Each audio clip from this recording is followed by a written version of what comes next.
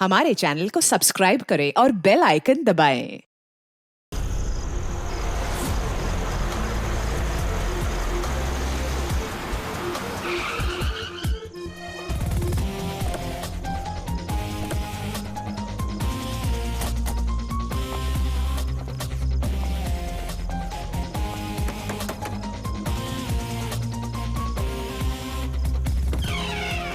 जी कहिए, किससे मिलना है?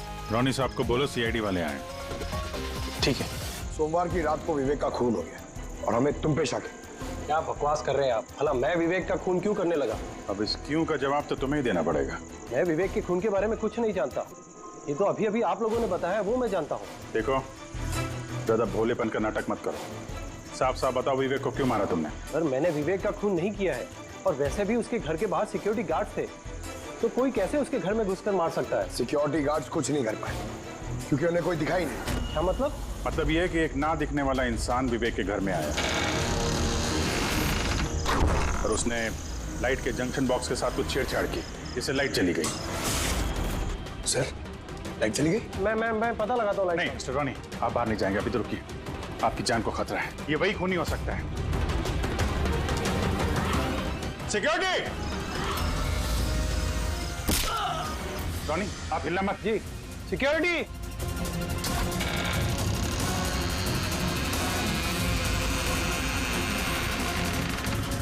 कौन है उधर? चल,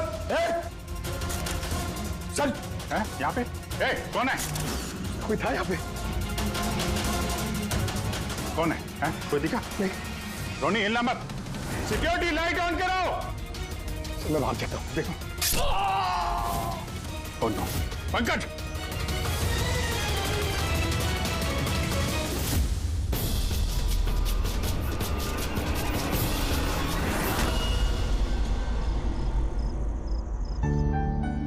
वीना, आज दिन भर सिर्फ काम काम और काम ही रहा है। शरीर भी थक गया है, पूरी बॉडी दर्द दे रही है। विवेक, 24 घंटे सोचोगे तो बॉडी तो पेन होगा ना। अब इतना बड़ा बिजनेस करना है तो सोचना तो पड़ेगा ही ना। थोड़ा सोच समझ के काम करोगे तो दिमाग पे प्रेशर कम पड़ेगा ना। ये कोई गुड्डे गुड्डियों का खेल नहीं है जो चुटकी बजाते ही काम शुरू हो जाए और चुटकी बजाते ही खेल खत्म। समझ रही हो? ठीक है, एक काम करती हूँ, मैं लोकेश को बुलाती हूँ, वो तुम्हारी मालिश कर देगा अच्छे से। ठीक है? मालिश नहीं, बस गर्मा गर्म एक गिलास दूध मेरे लिए लेकर आ जाओ ताकि सारी थकान दूर हो जाए। अच्छा, तो अभी लेके आए। Please, thank you.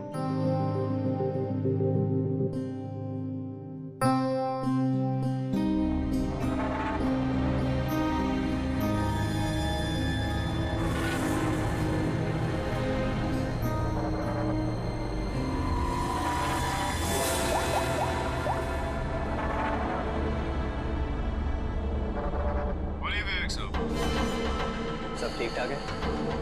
हाँ साहब, सब ठीक है, एकदम ट्रैक पे है। काम हो जाएगा ना? आपको जुबान दिया साहब, काम हो जाएगा। जो भी तुम्हें सही लगे वो सब करो, तुम्हें पूरी छूट है, मगर उसको फिक्स कर दो। आप चिंता मत करो साहब, वो तैयार हो जाएगा। उसको तैयार करना मेरे बाएं हाथ का काम है। गुड।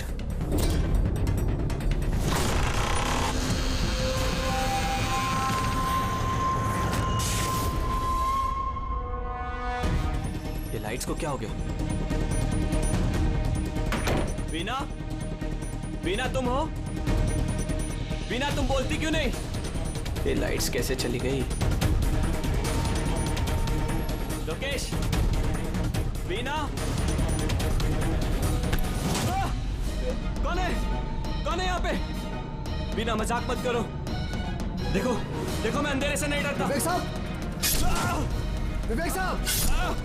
विवेक साहब! लोकेश, वीना, लोकेश जल्दी आओ, कोई है कमरे में। विवेक साहब! विवेक साहब, दरवाजा खोलिए! विवेक साहब! क्या हुआ साहब?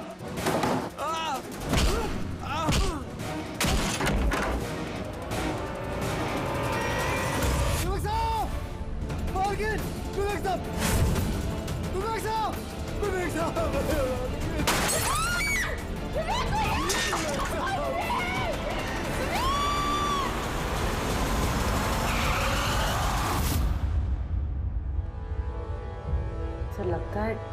बार चाकू से वार किया है। ये देखिए, कटने का और चाकू घोंपने का निशान है।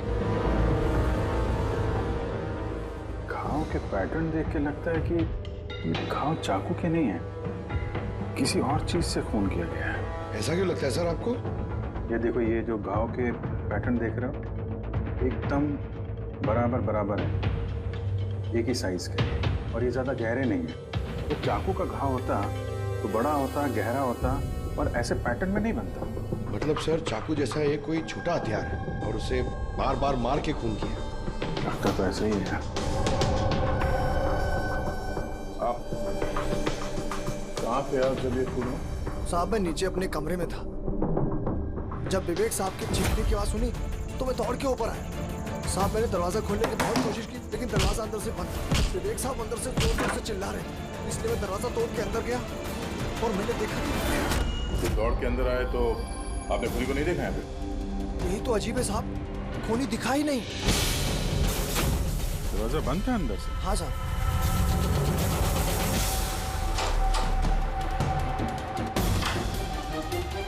तुम अंदर आए तो यहाँ पे लाइट थी?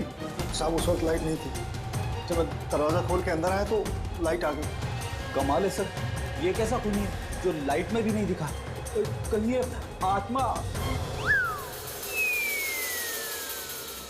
ये भी तो हो सकता है कि जब कमरे में अंधेरा था उसी वक्त खूनी दरवाजे से बाहर गया। साहब ऐसा बिल्कुल नहीं हो सकता। साहब अगर खूनी दरवाजे से अंधेरे में भी गया होता तो मुझे जरूर दिखा होता। मेरी आंखें बिल्कुल ठीक है साहब। कमरे से बाहर जाने का और कोई रास्ता तो दिख नहीं रहा है। वही तो, कमरे से बाहर जाने का एक ही रास्ता है, वो है ये दरवाजा। दरवाजा अंदर से बंद है और लोकेश ने ये दरवाजा खोला, और इसने तो यहाँ पे खूनी को देखा नहीं। कमाल है।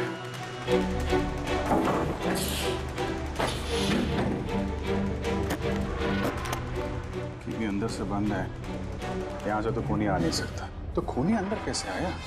और फिर बाहर जाते हुए किसी को दिखा नहीं? सर मेरी दादी एक भूतिया कहानी सुनाती थी। पंकज, एक तो ये कहानी नहीं है, हकीकत है, और ये भूतिया नहीं है। सर ये हकीकत है, लेकिन भूतिया कोई यहाँ पर आता है, बिना हथियार के खून करता है और चले जाता है। कहाँ से? जाने का तो यही एक रास्ता है, ये दरवाजा। लेकिन सर बीना तो सीढ़ियों से ऊपर आ रही थी, और अगर खूनी यहाँ से जाता तो उसे दिखता जरूर। कमाल है यार, ये लाइट का आना जाना, इसका कुछ ना कुछ कनेक्शन है इस केस के साथ। लाइट का जंक्शन बॉक्स कहाँ पे है?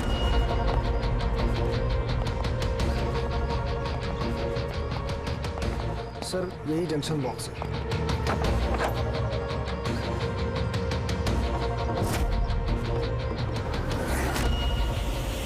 इधर आ जरा।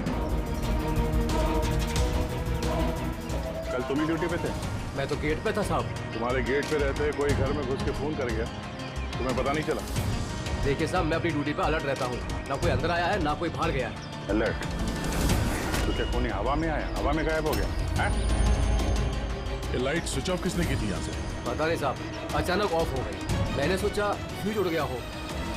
या कोई स्पार्क हुआ था जंक्शन बॉक्स में? नहीं साहब, स्पार्क नहीं हुआ था, लाइट चली गई, और जैसे लाइट चली गई मैं जंक्शन बॉक्स की तरफ दौड़ा। देखा बाकी सबके घर में लाइट है, हमारी क्यों नहीं? और देखा साहब जंक्शन बॉक्स खुला था, जंक्शन बॉक्स का स्विच भी बंद था, और मैंने ऑन किया साहब। जैसे ही ऑन किया लाइट आ गई।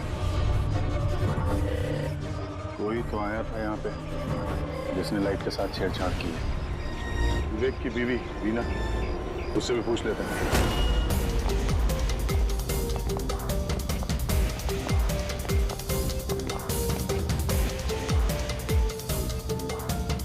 वीना जी, हमें मालूम है ये थोड़ा मुश्किल समय है आपके लिए, पर हम लोग भी थोड़े हैरान हैं कि यहाँ पे सबके रहते हुए विवेक का खून हो जाता है और किसी ने भी खूनी को देखा नहीं। सर इस बात का जवाब मेरे पास भी नहीं है। मैं खुद हैरान हूँ, खूनी कहाँ से हवा बनकर आया और कहाँ चला गया। मैं मेरे बच्चों को क्या जवाब दूंगी सर, उन पर क्या बीतेगी। हिम्मत रखो, समय के साथ साथ बच्चे भी समझ जाएंगे। आप कौन है? सर मैं विवेक का बिजनेस पार्टनर हूँ। मेरा नाम राकेश है और मैं अभी जापान से लौटा हूँ। किस सिलसिले में जापान गया था? सर एक बिजनेस के मामले में गया था। क्या बिजनेस क्या करते हैं?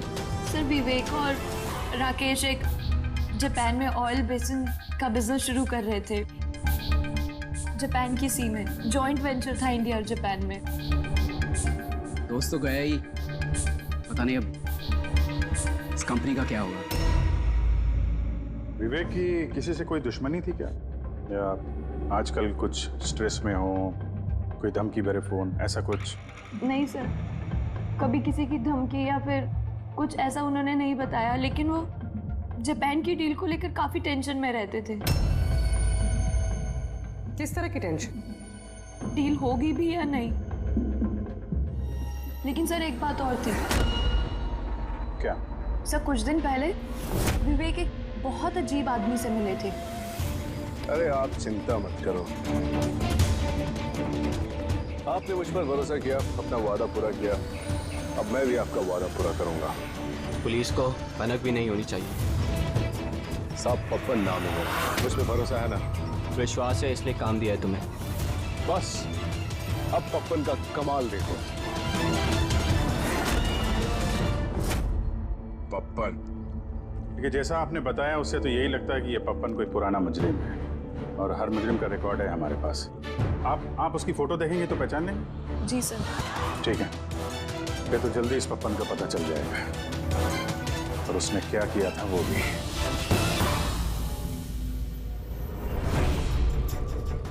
आप लोगों का शक एकदम सही है बॉस, ये खून चाकू से नहीं हुआ। तो फिर किस हथियार से हुआ जो कोई भी देख नहीं पाया, यहाँ तक कि लोकेश को भी वो हथियार दिखाई नहीं पड़ा? हाँ बॉस, हथियार भी नहीं नजर आया, और कमाल की बात है खूनी भी दिखाई नहीं दिया। ये तो पहली हो गई, खून हुआ, खून ही नजर नहीं आया। घाव चाकू जैसे हैं लेकिन खून चाकू से नहीं हुआ। पहेली तो है अभिजीत, और इस पहेली को सॉल्व करने के लिए आप लोगों को कड़ी मशक्कत करनी पड़ेगी। देखो बॉस, हम लोग आत्मा में तो विश्वास नहीं करते, लेकिन साइंस से कुछ भी किया जा सकता है, और मुझे लगता है किसी मॉडर्न साइंस की टेक्निक का इस्तेमाल किया गया है इस खून में। हाईटेक खूनी? हाईटेक ही हो सकता है, वरना ना दिखने वाले खूनी को लाइट ऑफ करने की क्या जरूरत है? माना कि ये खूनी हाईटेक है, मगर कहीं ना कहीं उंगलियों के निशान तो छोड़े होंगे ना उसने? बिल्कुल है। तो फिर सर जो क्राइम सीन से हमने उंगलियों के निशान लाए थे, उनमें से एक निशान खूनी के भी होंगे? होने चाहिए थे, लेकिन अफसोस की बात यह है कि है नहीं। आप लोग जो भी फिंगरप्रिंट्स लेके आए, उसमें सिर्फ विवेक और उसकी पत्नी के फिंगरप्रिंट्स हैं, ये एकदम क्लियर है। बाकी के फिंगरप्रिंट्स एकदम स्पष्ट हैं, सब मिल गए हैं। ऐसा लगता है जैसे किसी ने ग्लव्स पहन करके दरवाजा खोला और बंद किया। प्लानिंग के साथ खून किया गया ताकि सबूत ही ना मिले। काम करते हैं, इस विवेक के घर में जितने भी लोग हैं उन सबसे अलग अलग स्टेटमेंट लेते हैं, सबसे पूछताछ करते हैं कि उस रात हुआ क्या था। खूनी ने अंधेरे का फायदा उठाया है, अब हम भी अंधेरे में निशाना लगाएंगे। सर, जब ये खून हो रहा होगा तो वो खूनी अंदर ही होगा सर। जैसे ही बीना बाहर गई उसने खून कर दिया। ये थ्योरी हो सकती है पंकज, अगर लाइट नहीं गई होती तो फिर सब दो खूनी होंगे, एक लाइट ऑपरेट कर रहा होगा और अंदर खून कर रहा होगा। मगर जिसने लाइट ऑफ करी वो कहाँ था? वहां पे तो गार्ड खड़ा था, उसने बोला ना उसने किसी को अंदर आते देखा ना कोई बाहर गया। सर लेकिन जब वीना बाहर गई थी तो उसने दरवाजा खुला हुआ देखा था सर, तो हो सकता है कि दरवाजे के ऊपर उसकी उंगली के निशान हो। खूनी यहाँ भी चालाक निकला। सारुण के साहब ने बताया ना, यहाँ कमरे के अंदर हमें एक भी फिंगरप्रिंट्स नहीं मिले, एक भी। उसने हैंड ग्लव्स पहने होंगे सर, इसलिए शायद नहीं मिले। हैंड ग्लव्स तो पहने ही होंगे। विवेक की बॉडी यहाँ पड़ी थी, मतलब यहाँ कहीं खड़ा होगा। 1 मिनट यहाँ खड़े होना जरा पंकज। खूनी जब अंदर आया तो दरवाजा खुला हुआ था। जैसे ही लाइट गई खूनी अंदर आया, उसने दरवाजा बंद किया, अंधेरे में उसने विवेक का खून कर दिया। क्योंकि जब लोकेश आया था तो ये दरवाजा अंदर से बंद था। हाँ सर, खूनी अंदर ही होगा सर। करेक्ट। और जैसे ही लोकेश दरवाजा खोल के आया, खूनी चुपके से यहाँ से निकल गया। लेकिन अगर खूनी यहाँ से गया है तो लोकेश तो यहीं कहीं खड़ा था, उसे तो दिखना चाहिए था ना खूनी। लोकेश का कहना है उसने सिर्फ यहाँ पे विवेक की बॉडी देखी थी, खूनी उसे नजर नहीं आया।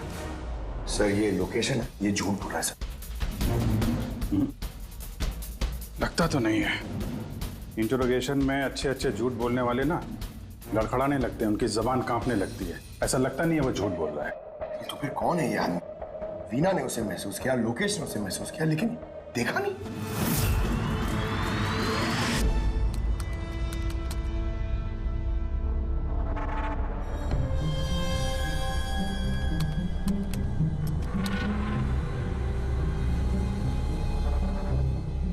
सर मरने से पहले विवेक ने जिस नंबर पे फोन किया था वो नंबर एक दिन पहले चोरी हो गया था और अब वो अनअवेलेबल आ रहा है। अनअवेलेबल है? तो जरूर पप्पन का होगा दया, पप्पन का नंबर होगा। क्या पता चला उसके बारे में? सर पूरी ट्रेस कर रही है, उसका क्रिमिनल रिकॉर्ड भी चेक करिए सर, बहुत जल्द पता चल जाएगा। यही है, यही है सर। हाँ सर ये देखिए सर, हमारे रिकॉर्ड में तो कई सारे पप्पन हैं, लेकिन वीना के बताए अनुसार ये वही आदमी जिसकी हमें तलाश है। सर ये वही आदमी है जिसे मैंने विवेक के साथ देखा था। हमारे रिकॉर्ड के हिसाब से तो ये मुजरिम बहुत ही खतरनाक है सर, खूनी है। और अगर विवेक ने इसे पैसे दिए हैं तो जरूर खून किया होगा इसने। और अभी ये बेल पे बाहर है और पुलिस स्टेशन पे हाजिरी देने के लिए जाता है रोज। कौन से पुलिस स्टेशन में जाता है ये हाजिरी देने के लिए?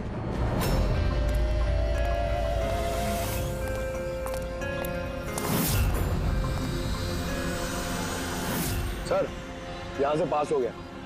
सब्जी ले लो भाई, सब्जी ले लो, सब्जी ले लो। सर पप्पन यहाँ से निकल गया। ले भैया तेरा ठेला संभाल ले। उसको उधर ही रोक के रख, चाहे वो रोए या हंसे तुम उसकी चिंता मत कर। जब तक वो हमारे पास है बाजी हमारे हाथ में है। तुम लोग मेरा इंतजार करो और कुछ भी गड़बड़ हुआ ना तुम में से किसी को नहीं छोड़ूंगा मैं। ये चिड़ी का गुलाम तुम्हारी तरफ गया था, देखना जरा।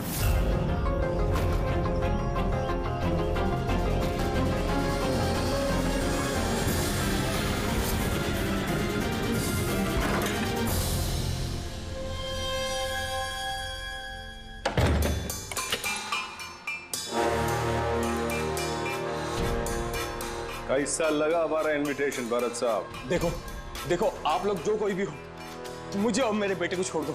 मैं आप लोगों से रहम की भीख मांगता हूँ। रहम। Okay fine. एक काम करो, मुझे तुम यहाँ पर रोक लो, लेकिन मेरे बेटे को छोड़ दो। मुझे ना तो तुम चाहिए ना तुम्हारा बेटा। मैं चाहता हूँ कि तुम विवेक सर की बिड पास करो। विवेक सर खुश तो मैं खुश। ये पॉसिबल नहीं है। मैं इंडियन मिनिस्ट्री में एक एम्प्लॉय हूँ। माना कि सारे कॉन्ट्रैक्ट मेरे जरिए पास होते, लेकिन मैं ऐसे ही किसी कंपनी का कॉन्ट्रैक्ट कैसे पास करवा दूं सर? मिस्टर भरत, तुम ना मामले की गंभीरता को नहीं समझ रहे हो। तुम्हारे बेटे के साथ क्या हो सकता है ये तुम सपने में भी नहीं सोच सकते। सपने में तुम भी नहीं सोच सकते कि अब तुम्हारे साथ क्या होने वाला है। कुत्ते की तुम कभी सुधरेगा नहीं। तुम जमानत पे बाहर आया और ऐसा कांड कर रहा है, अब अंदर जाएगा ना तो बाहर नहीं आएगा। सर मैं मिनिस्ट्री की तरफ से काम कर रहा था। जितनी भी सील्ड बिड इंडियन फर्म्स की तरफ से होती है उसका इंचार्ज था मैं। चीनी जापानी कंपनियों के पास अपने देश में नीलामी का कार्यालय था, लेकिन सभी भारतीय बोलियां उनके पास आई। किसी विदेशी कंपनी को भी कॉन्ट्रैक्ट मिला था क्या? नहीं सर, इसके बारे में सभी की कॉमन राय थी, क्योंकि भारतीयों के पास चीप लेबर और रॉ मटेरियल इजीली अवेलेबल था, इसलिए दूसरी विदेशी कंपनियों को कॉन्ट्रैक्ट मिलना मुश्किल था सर। सर इस नीलामी का चक्कर तो समझ में आ गया। इस विवेक ने नीलामी को अपने फेवर में करने के लिए इनके बेटे को किडनैप किया, मगर विवेक को किसने मारा होगा और क्यों? ये काम तो जरूर किसी इंडियन कंपनी का ही है जो विवेक का कॉम्पिटिटर था। इसी चक्कर में हुआ ये सर। वो लिस्ट लाए ना आप, जो विवेक के अलावा इंडियन मीडियर्स थे? ये सर, जैसा आपने कहा था आपके अकॉर्डिंग ये मैंने लिस्ट तैयार की है। Thank you. कार्तिक, विवेक, इन दोनों के अलावा राकेश, प्रमेश, शिवानी, रोनी और नवीन। अच्छा भरत जी, इनमें से आपको कौन लगता है जो विवेक के खिलाफ बोली लगाने वाला सबसे ज्यादा? सर, यानी ऐसा कोई आदमी जो विवेक के ये बिड जीतने से दुखी हो या फिर उसे कोई नुकसान हो? सर ऐसे तो 2 लोग हो सकते हैं, रोनी और नवीन। रोनी और नवीन, तो फिर मिल लो, इस रोनी और नवीन से पूछताछ करो, उनसे पता तो चले है कौन ऐसा जो बिना दिखे भी खून कर सकता है।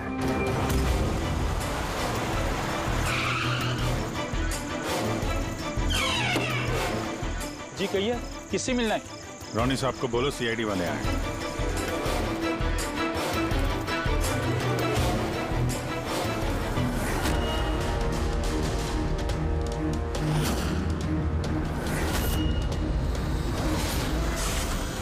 सर, लाइट चली गई? मैं पता लगाता हूँ। नहीं मिस्टर रोनी, आप बाहर नहीं जाएंगे, अभी तो रुकिए, आपकी जान को खतरा है, ये वही खूनी हो सकता है।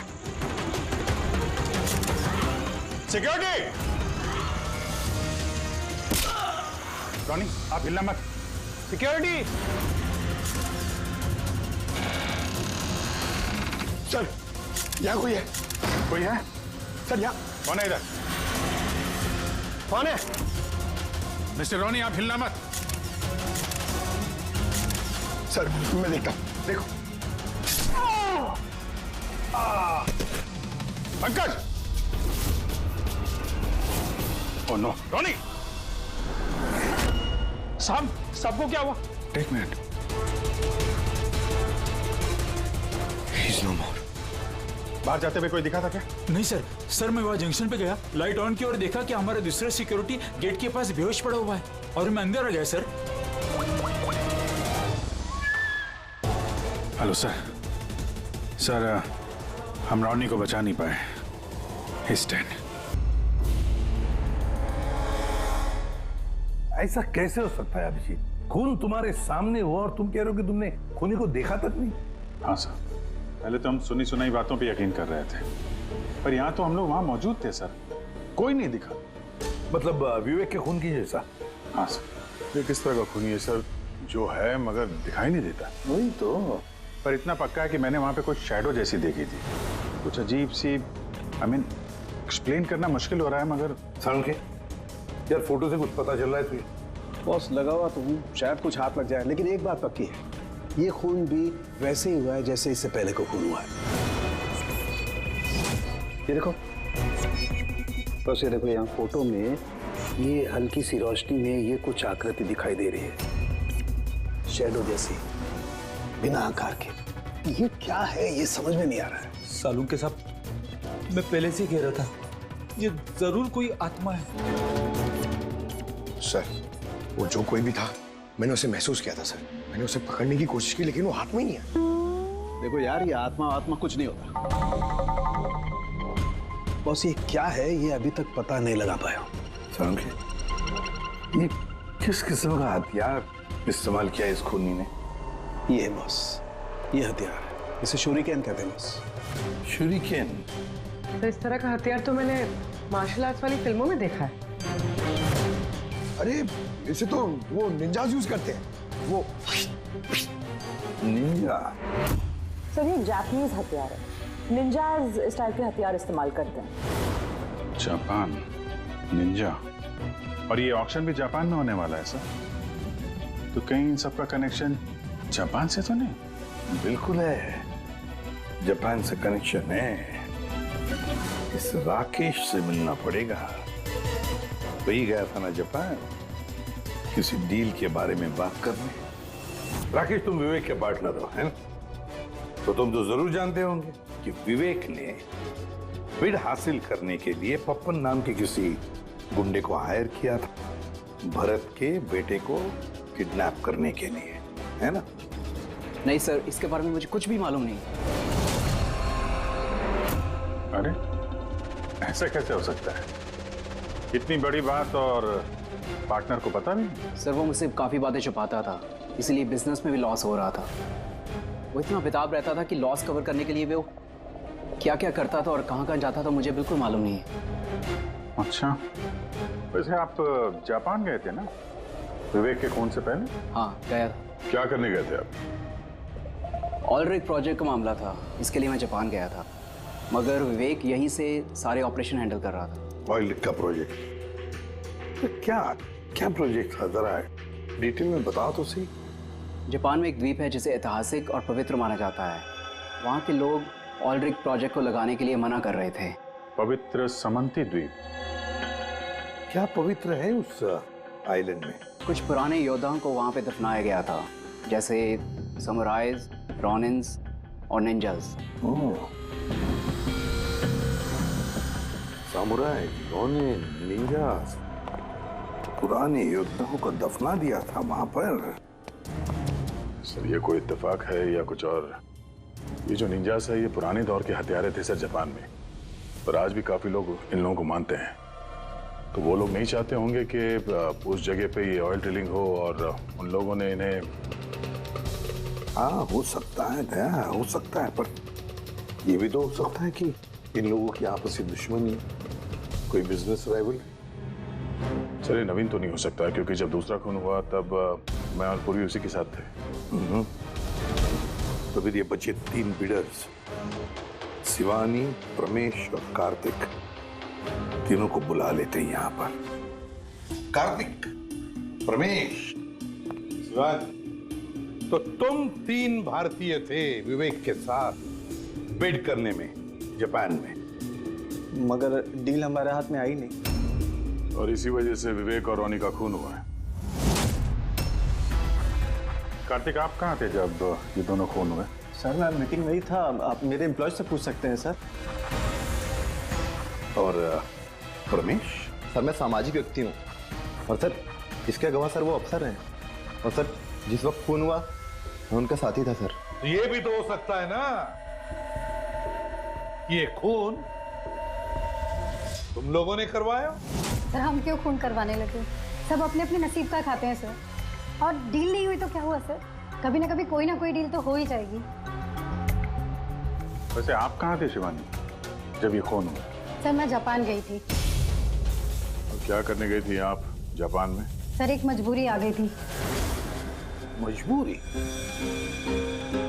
कैसी मजबूरी? सर कुछ विदेशी कंपनियां हमारी भारतीय कंपनियों के बारे में गलत अफवाहें उड़ा रही थी, उसी वजह से भारतीय कंपनियों को बहुत ही चिंता हो रही थी। तो हम वहां उनकी चिंता दूर करने गए थे और ये बताने गए थे कि भारतीय कंपनियां सबसे बेहतर होती हैं। और वैसे भी सर हमने अपनी बिड्स विड्रॉ कर ली थी, तो फिर हम क्यों मारेंगे उन्हें? और बिड्स विड्रॉ करने की कोई खास वजह? सर वजह सर ये थी कि हम लोग अपनी जिंदगी में सर टेंशन नहीं चाहते हैं, और सर हम लोग किसी भी तरह का कोई रिस्क नहीं चाहते हैं। सर हम लोग को सर जो भी मिल रहा है सर हम उतने में खुश हैं।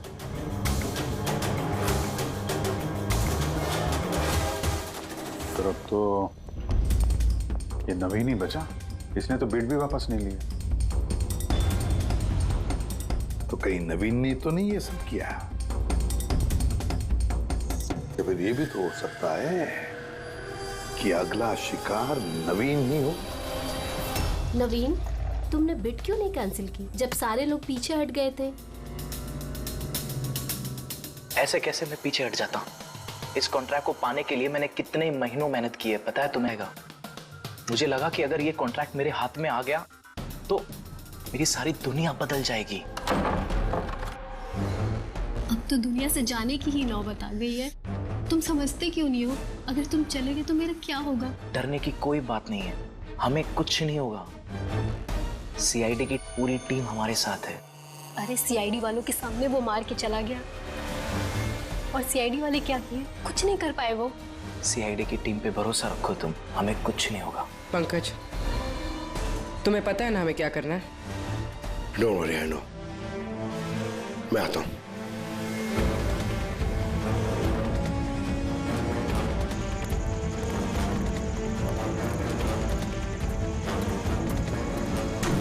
ये है वो जंक्शन बॉक्स जिसकी वजह से सारा पंगा हो रहा है।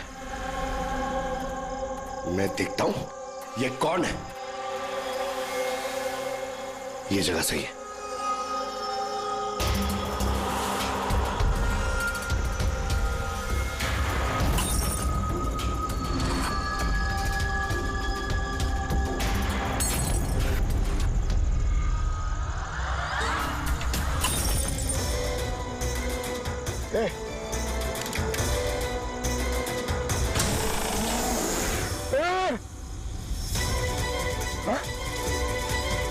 कौन है?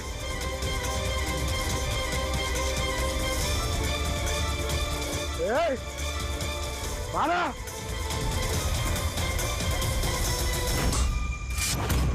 नवीन, ये लाइट को क्या हो गया? अरे कुछ नहीं हुआ। नहीं नहीं, वो आ गया है। कुछ नहीं होगा, कुछ नहीं होगा आपको, प्लीज रिलैक्स हो जाइए।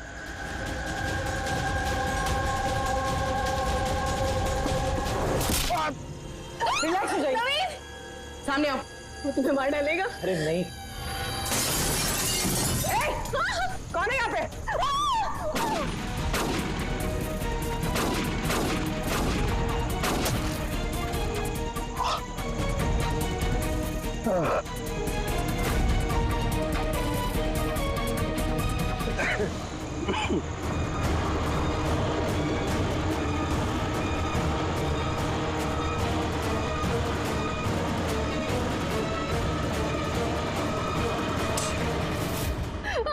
आप लोग ठीक है? हाँ?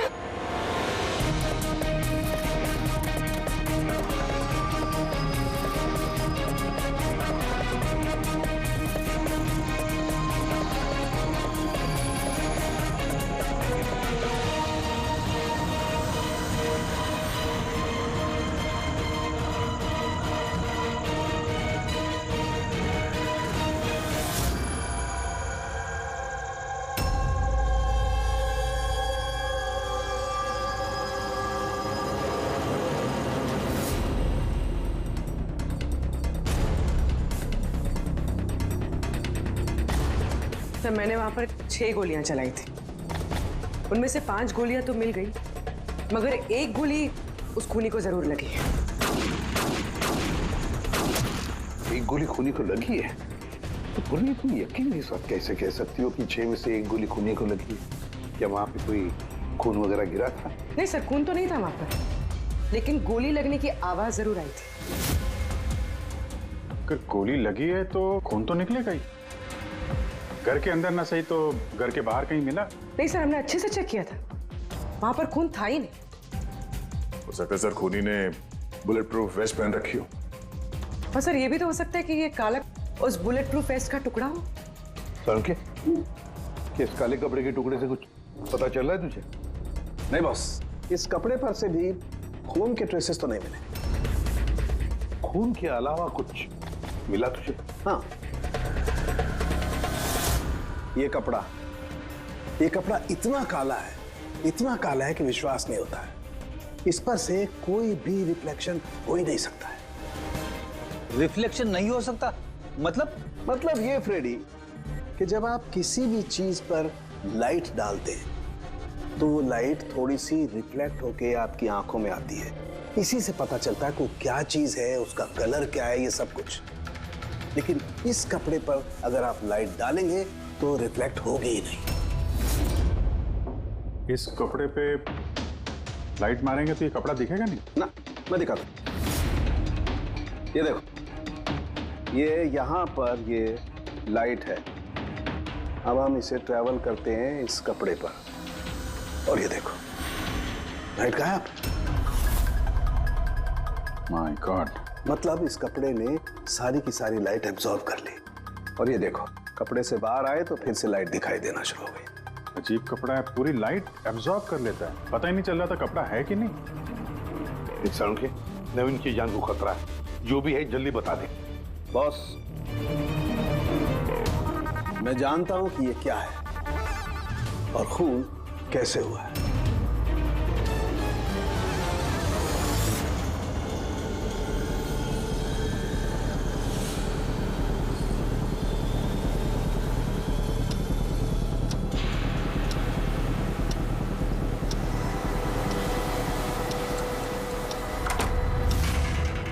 शिखा, क्या हुआ तुम्हें? क्यों इतनी परेशान लग रही हो? हमें कुछ नहीं होगा, रिलैक्स हो जाओ। कैसे रिलैक्स हो जाओ?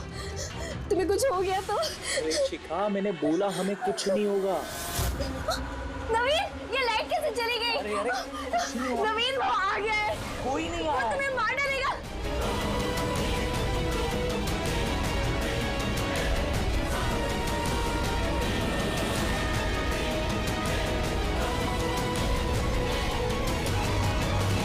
बस, खेल खत्म।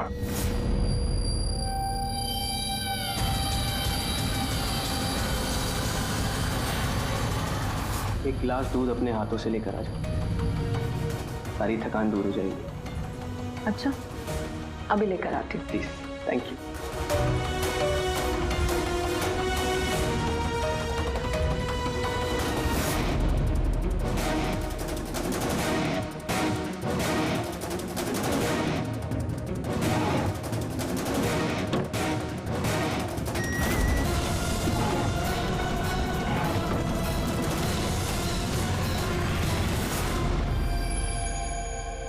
मैंने सोचा नहीं था कि कोई मुझे भी पकड़ सकेगा। हमने भी नहीं सोचा था कि एक पत्नी अपने पति का खून कर देगी। अपराधी चाहे जितना दिमाग लगाकर अपराध को अंजाम दे, कहीं ना कहीं उससे कोई ना कोई गलती हो ही जाती है। मैंने तो कोई गलती नहीं करी, फिर भी आप लोगों ने मुझे पकड़ लिया। नहीं, गलती हुई तुमसे। ये कपड़ा पहन के तुमने बहुत अकलमंदी दिखाई थी, लेकिन इस कपड़े का टुकड़ा हमें खिड़की में से मिल गया, और खिड़की पे फंसा हुआ वो कपड़ा हमारे लिए सबूत बन गया, और उसी कपड़े की वजह से तुम हमारे पकड़ में आ गई। ये कैसा कपड़ा है सर? मैंने इसके बारे में पहले सिर्फ सुना था बॉस। मुझे पता नहीं था कि इसका इस्तेमाल किया जा सकता है, वो भी इस तरीके से। इसे जिस व्यक्ति ने बनाया उसने अपने हिसाब से इसको नाम दिया, लेकिन एक बात पक्की है, ये दुनिया की सबसे ज्यादा काली चीज है। मैं तो कुछ समझा नहीं। सीधे तरीके से ये बात है फ्रेडी कि अगर इस कपड़े का कोई सूट बना करके पहन लेगा, वो व्यक्ति आपको दिखाई नहीं देगा तब तक जब तक कि उसके आसपास की सारी लाइट्स एलिमिनेट ना हो जाए। वो दिखाई नहीं देगा। अगर दिखाई देगा तो सिर्फ एक आकृति दिखाई देगी, एक छाया, वो भी बिना किसी रूप के। ये एक 3D से 2D में बदल जाने की प्रक्रिया है। अरे सर, कोई तो लाइट होगी जिससे ये दिखे। ऐसी कोई लाइट नहीं है, ना इंफ्रारेड लाइट, ना यूवी लाइट, ना ही लाइट स्पेक्ट्रम। अभिजीत, नवीन से कहो कि वो बिड विड्रॉ ना करे और ये इंफॉर्मेशन सब में फैला दो। सर, इस बात के फैलते ही उस पर फिर से हमला हो सकता है। यही तो हम चाहते हैं पूर्वी, यही तो हम चाहते हैं। ये ब्लैक फैब्रिक लाइट को एब्जॉर्ब कर लेता है, लेकिन हीट को एब्जॉर्ब नहीं करता। हीट को तो रिफ्लेक्ट करेगा ही। हम खूनी को पकड़ेंगे थर्मल विजन से।